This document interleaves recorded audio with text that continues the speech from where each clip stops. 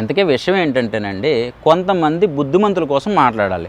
ఆ బుద్ధిమంతులు ఎవరో కాదండి, మన బెట్టింగ్ యాప్స్ ప్రమోషన్ చేశారు చూసారా, వాళ్ళు తప్పులు చేసేసి వాళ్ళ వల్ల చాలామంది జీవితాలు నాశనం అయిపోతుంటే కెమెరాల ముందుకు వచ్చి చేతులు కట్టుకుని ఎవరూ కూడా బెట్టింగ్ యాప్స్ ప్రమోషన్ చేయకండి అని చెప్పి వాళ్ళు చెప్తుంటే నేను వీడియో చేయలేదు. నిజంగా ఏ తప్పు చేయకుండా చాలామంది స్వచ్ఛందంగా వాళ్ళు వీడియో చేస్తే నమ్మబుద్ధి అవుతుంది.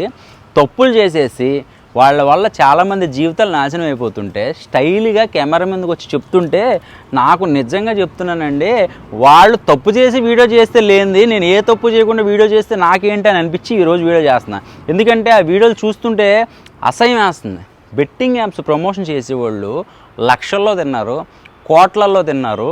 సినిమా యాక్టర్స్ అవనివ్వండి, ఇన్ఫ్లుయెన్సర్స్ అవనివ్వండి, పెద్ద పెద్ద బడా యూట్యూబర్స్ అవనివ్వండి, వీళ్ళందరూ కూడా డబ్బులు లక్షలు తినేసి లగ్జరీ కార్లు, పెద్ద పెద్ద బిల్డింగులు, ఈ కారు నాది కాదండో నిజంగా చెప్తున్నాను, ఏదో లొకేషన్ బాగుందని కెమెరా అక్కడ పెట్టా, గ్రీనరీ బాగుందని.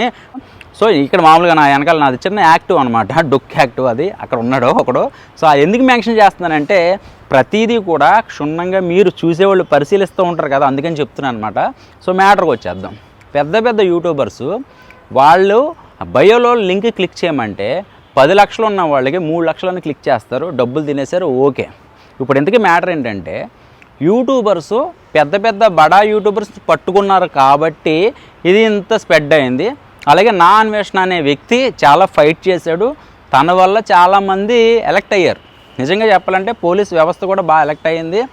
ఐపీఎస్ పోలీస్ ఆఫీసర్ మన అన్వేషణతో మాట్లాడడం ఇవన్నీ చూశాక మొత్తం తెలంగాణ, ఆంధ్ర మొత్తం కూడా బెట్టింగ్ యాప్స్ ఎవరైతే ప్రమోషన్ చేశారో వాళ్ళందరూ కూడా ఎలక్ట్ అయిపోయారు. ఇప్పుడు విషయం ఏంటంటే ఇంకా చాలామంది ఉన్నారని చెప్పడానికే నేను ఈ వీడియో చేస్తున్నాను.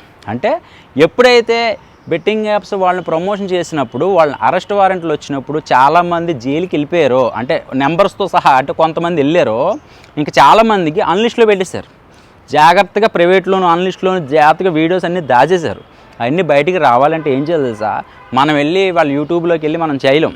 కానీ వాళ్ళ వల్ల ఎవరైతే నష్టపోయారో అంటే ఒక వ్యక్తి వల్ల ఎవరైతే వాడు డబ్బులు పోగొట్టుకున్నాడో వాడే బయటకు వచ్చి ఇదిగో నేను పలానా వ్యక్తి వల్ల నేను నష్టపోయానని వస్తే ఆటోమేటిక్గా ఇది ఇంకా స్ప్రెడ్ అయ్యి అసలు ఇంకెప్పుడు కూడా ఈ బెట్టింగ్ యాప్స్ అనేది ఇంకా బయటికి రావాలంటే ఒక్కొక్కడికి పడుతుంది అనమాట. అట్లా ఉంటేనే బాగుంటుందని నా ఉద్దేశం. అందుకే నేను ఈ వీడియో చేస్తున్నాను.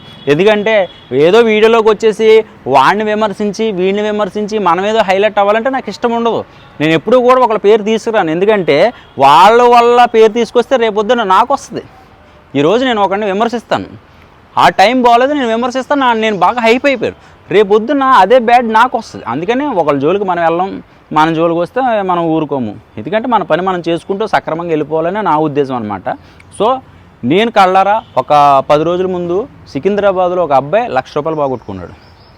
వాళ్ళ అక్క పెళ్ళికని దాచుకున్న డబ్బులు బెట్టింగ్ వేస్తే 5 నిమిషాలు పోయింది. ఇలా అర్థం కాలేదు పాపం, ఎంతోమందికి ఫోన్ చేశాడు. అలాగే ఫోన్లు ఎవరైనా ఏమంటే ఒకసారి ఫోన్ ఇవ్వండి మా వాళ్ళకి ఫోన్ చేసుకుంటానని మనం కానీ ఫోన్ ఇచ్చామనుకోండి, ఆడు ఏం చేస్తున్నాడో ఎవరికి తెలీదు. రావులపాలెంలో జరిగింది, నాకు ఒక వాయిస్ రికార్డ్ వచ్చిందనమాట. అట్లా వచ్చి అలాగా టకటక 25,000 30,000 కట్ అయిపోయింది. అందులో లిమిట్ అయిపోయింది, లేకపోతే ఇంకా డబ్బులు దొబ్బించడు. అలాంటి మోసాలు కూడా జరుగుతున్నాయి. దయచేసి ఫోన్లు కూడా ఎవరికి ఇవ్వకండి, మొహమాటమే లేదు. తెలిసిన వాళ్ళకైనా సరే మనం ఫోన్ ఇవ్వాల్సిన అవసరం లేదు. రెండోది ఏంటంటే ఈ మోసాలకి మెయిన్ కారణం మన ఫోన్లు. ఆ ఫోన్లు పిల్లలకి ఇవ్వకుండా ఉంటే చాలా మంచిది. అది వినరు మీరు, నేను చెప్పడం నా బాధ్యత కాబట్టి చెప్తున్నాను. సో ఇంకొకటి ఏంటంటే బెట్టింగ్ యాప్స్ ఇప్పుడు ఇంకా రన్నింగ్ అవుతున్నాయి. ఎలాగంటే ఐపీఎల్ మ్యాచ్ ఇప్పుడు 75-74 మ్యాచ్లు ఉన్నాయి కాబట్టి చాలామంది సీక్రెట్గా బెట్టింగ్స్ వేస్తున్నారు. నాకు తెలిసి చాలామంది ఇన్ఫ్లుయెన్సర్స్, నేను ఇలాగ ఇన్స్టాగ్రామ్లో చూస్తూ ఉంటాను కదా, సో అందులో కూడా చాలామంది పెట్టేటోళ్ళు ఇప్పుడు ఏమీ లేవు, పోస్టులను డిలీట్ చేస్తారు. వాళ్ళు బుద్ధిమంతుల్లో తిరుగుతున్నారండి, వాళ్ళు మన చుట్టూ బుద్ధిమంతుల్లో తిరుగుతున్నారు. నాకు అది నచ్చట్లేదు నిజంగా.